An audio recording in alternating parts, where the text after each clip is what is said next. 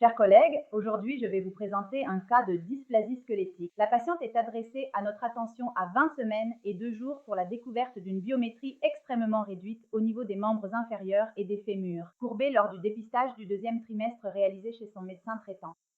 Il s'agit d'une grossesse obtenue par technique de PMA. La patiente a effectué un test ADN fœtal sur sang au premier trimestre avec un résultat négatif. De plus, le CRL correspondait parfaitement à l'âge gestationnel. L'examen échographique commence par l'extrémité céphalique. La biométrie crânienne était conforme à l'époque, l'ossification est régulière. L'étude de l'anatomie cérébrale ne montre pas d'anomalie. La faute du cerveau est régulière ainsi que la symétrie. Entre les deux hémisphères, on observe les thalamus, l'opercularisation de l'insula et la cavité du toit péricallosal.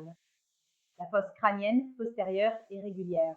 L'examen du profil facial met en évidence la présence de bosses frontales proéminentes que vous pouvez voir dans ce clip. On peut observer ici que le front dépasse largement la ligne verticale idéale du visage, ce qui donne par la même occasion au nez un aspect presque encastré. Le rachis est bien ossifié jusqu'au sacrum et il n'y a pas de déviation latérale. La biométrie du thorax est régulière. Cependant, il y a une horizontalisation des côtes, c'est-à-dire une modification de la courbure normale constante avec des côtes qui prennent deux trajets parallèles entre elles et perpendiculaires à l'axe vertébral. Passons ensuite à l'étude des extrémités en commençant par les membres inférieurs. Les trois segments sont présents, rhizomélique, mésomélique et acromélique. En les analysant un par un, on peut immédiatement remarquer l'anomalie morphologique du fémur qui est présente de façon bilatérale. Il est courbé avec un aspect en combiné téléphonique et une biométrie au premier percentile. Le tibia et le péroné présentent une morphologie régulière et une biométrie comprise entre le 11e et le 29e percentile. Les pieds sont alignés et présentent une biométrie régulière. En ce qui concerne le membre supérieur, tous les segments osseux présentent une biométrie supérieure au 10e percentile avec une ossification et une morphologie régulière au niveau des segments rhizoméliques et mésoméliques.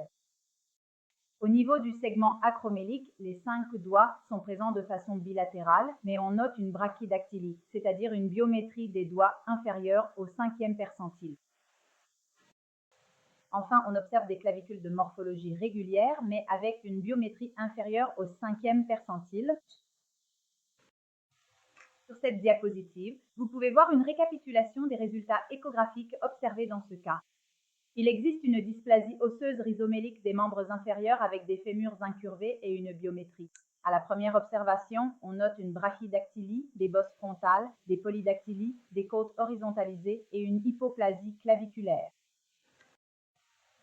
Le reste de l'anatomie fœtale explorable par échographie à ce stade est régulier, avec une échocardiographie dans la norme.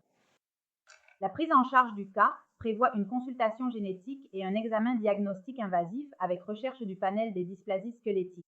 En cas de poursuite de la grossesse, il sera également nécessaire de constituer une équipe pluridisciplinaire composée d'un obstétricien, d'un généticien clinicien, d'un néonatologiste et d'un orthopédiste pédiatrique. De plus, une évaluation échographique répétée dans le temps sera nécessaire, avec une attention particulière au rapport entre le tour de poitrine et le tour de l'abdomen. Merci à tous pour votre attention.